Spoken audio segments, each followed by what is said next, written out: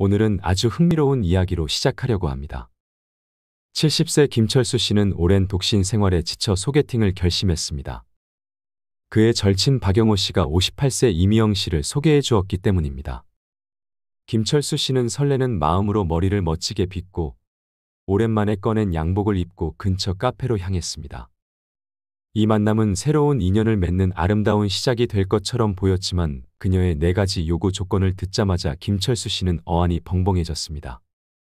하지만 곧 정신을 수습하고 자신도 4가지 요구 조건이 있다며 받아쳤습니다.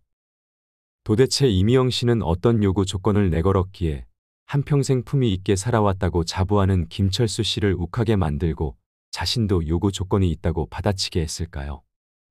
지금 바로 이야기를 시작하겠습니다. 70세 김철수 씨가 카페에 들어서자 우아한 모습의 58세 이미영 씨가 보였습니다. 김철수 씨는 긴장한 나머지 문에 걸려 넘어질 뻔했지만 가까스로 균형을 잡고 멋쩍게 웃으며 자리에 앉았습니다. 자신에 비해 너무도 젊어 보였던 이미영 씨였기에 자신이 띠동갑이라는 사실을 알고 왔는지 의구심이 들었습니다. 그래서 처음부터 김철수 씨는 어처구니 없는 실수를 하고 말았습니다. 첫마디가 자신의 나이를 알고 나왔냐고 물었던 겁니다. 한순간 말이 없던 이미영 씨는 깔깔대고 웃으며 나이를 알고 왔으니 마음 놓으시라고 말했습니다. 순간 너무 성급했던 자신을 탓하며 겸연쩍게 웃던 김철수 씨는 이내 편안한 마음으로 대화를 이어가기 시작했습니다. 서로에게 호감을 가졌던 이들은 이후에도 만남을 이어갔고 급기야 재혼 이야기까지 나오게 됐습니다. 하지만 재혼 이야기가 나오자 이미영 씨는 예상치 못한 요구 사항들을 늘어놓기 시작했습니다. 첫째, 결혼 전에 3개월 동안 제주도에서 같이 살아봐요. 제가 꿈에 그리던 삶이에요. 그렇게 한다면 우리의 관계도 더 깊어질 거예요. 그리고 최소한 분기에 한 번은 여행을 가면 좋겠어요. 물론 경비는 김철수 씨가 다 부담하는 조건이었습니다. 둘째, 제게 너무 예쁜 손주가 있는데 학원비를 좀 부담해 주세요. 딸아이가 혼자 손주를 키우고 있는데 최근에 실직해서 제대로 학원도 못 보내고 있어 제가 마음이 너무 아파요. 이 2 조건만으로도 김철수 씨의 얼굴엔 웃음기가 사라지기 시작했습니다. 하지만 이미영 씨의 조건은 여기서 멈추지 않았습니다. 셋째, 아무래도 결혼을 하면 제가 집안 살림을 해야 하니 돈 관리는 제가 직접 하는 게 좋겠어요. 술, 담배도 줄이시고 매주 가는 등산도 가급적 횟수를 줄이시고 저랑 예쁜 카페에 함께 가주시면 좋겠어요. 넷째, 제가 좀 예민해서 그런데 저녁에 잠을 잘 때는 별도의 방과 침대가 필요해요. 마침 사시는 집에 방이 3개가 있다고 하니 햇빛이 잘 들어오는 방을 제게 주시면 좋을 것 같아요. 김철수 씨의 얼굴은 점점 굳어만 갔습니다. 무슨 말을 해야 할지 몰라 두리번거리던 김철수 씨는 잠깐 화장실에 다녀오겠다고 하고 시간을 벌기로 했습니다. 잠시 후 화장실에 다녀온 김철수 씨는 크게 심호흡을 한번 하고 자신도 요구 사항이 있다고 말하며 맞불 작전을 놓기 시작했습니다. 이미영 씨, 제 조건도 들어보시죠. 이미영 씨가 호기심 어린 눈으로 바라보자 김철수 씨가 말을 이었습니다. 첫째, 제 건강을 위해 매일 아침 5km 조깅을 같이 해주세요. 물론 비가 오나 눈이 오나 상관없이요. 운동은 꾸준히 하는 게 중요하니까요. 둘째, 제 취미인 등산을 주말마다 함께 해주세요. 백두산부터 한라산까지 대한민국의 모든 산을 정복해야 합니다. 그는 주먹을 불끈 쥐며 의지를 보였습니다. 이야기를 듣던 이미영 씨의 얼굴도 굳기 시작했습니다. 셋째, 제가 좋아하는 막걸리와 파전을 매일 저녁 준비해 주세요. 저는 막걸리와 파전이 없으면 저녁에 제대로 식사를 못하거든요. 그리고 막걸리는 제가 마시는 게 따로 있으니 꼭 그것으로 부탁해요. 마지막으로 제 오래된 친구들과 함께하는 노래방 모임에 매주 참석해 주셔야 합니다. 돌아가면서 노래를 부르는 순서도 있으니 멋진 노래도 한 곡 부탁할게요. 이미영 씨의 얼굴엔 짜증이 가득했습니다. 평소에 조용히 지내는 것을 좋아하는 이미영 씨는 어느 것 하나 쉽게 동의할 수 없었습니다. 이야기를 들으며 계속 핸드폰을 만지작거리던 그녀는 잠시 급한 용무가 있다며 자리를 박차고 일어났습니다. 이 만남을 통해 김철수 씨는 다음과 같은 교훈을 얻었습니다. 사람이 혼자 살다가 동반자를 찾을 때 가장 중요한 요소는 진정성 있는 마음이야.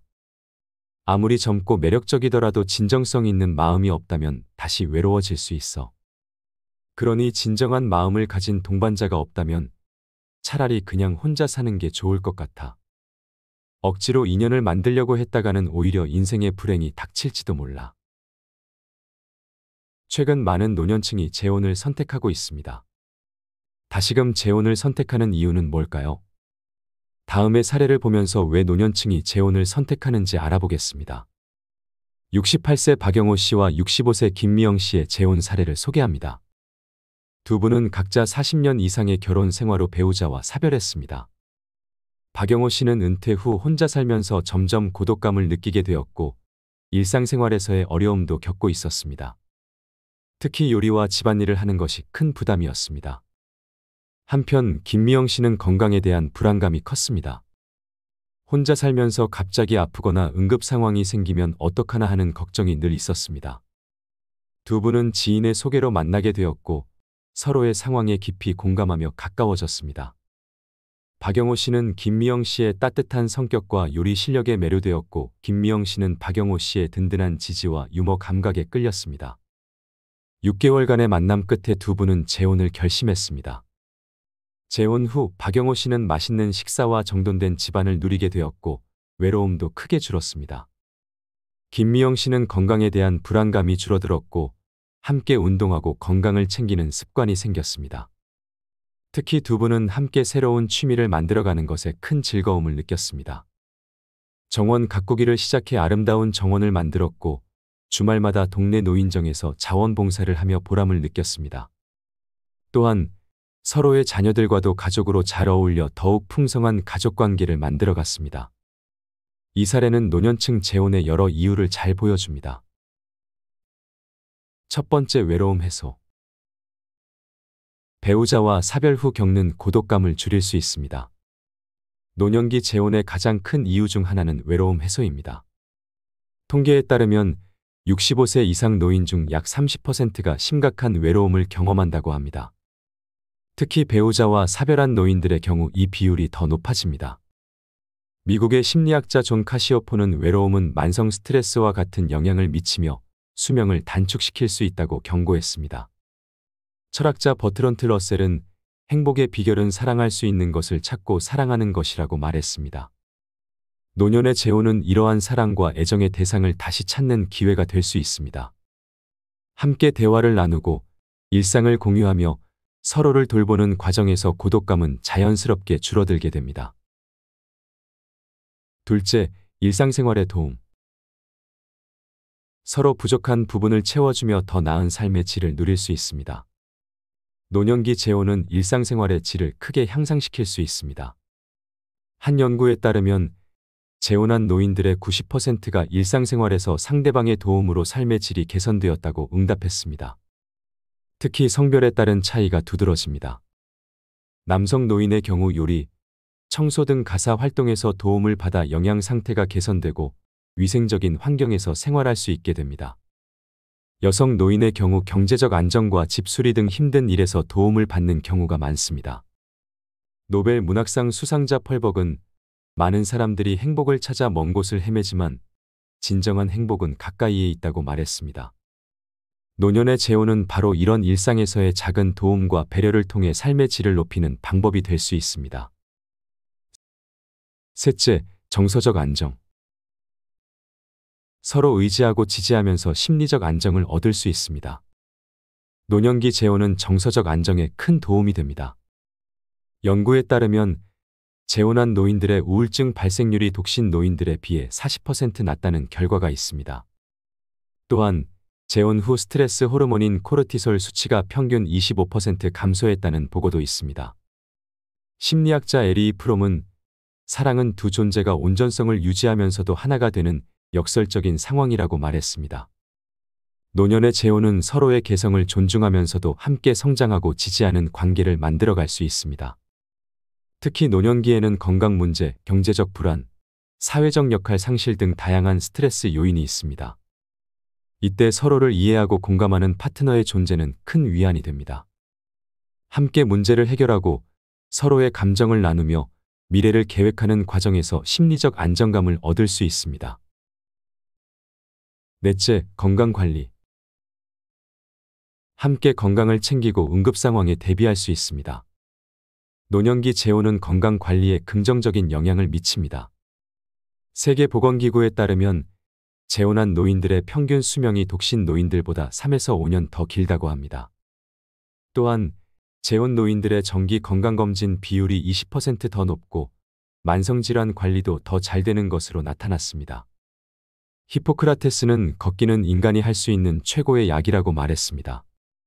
재혼한 노인들은 함께 산책하거나 운동하는 등 건강한 생활 습관을 만들어가는 경우가 많습니다. 서로를 격려하고 동기부여를 하면서 더 적극적으로 건강을 관리할 수 있습니다. 또한 응급상황 대처 능력도 향상됩니다. 혼자 살 때보다 빠른 응급처치가 가능하고 병원 방문이나 약 복용 관리도 더 철저히 할 수 있습니다. 이는 노년기 건강 위험을 크게 줄이는 요인이 됩니다. 마지막 5번째, 새로운 인생의 즐거움. 노년기 재혼은 새로운 인생의 즐거움을 발견하는 기회가 됩니다.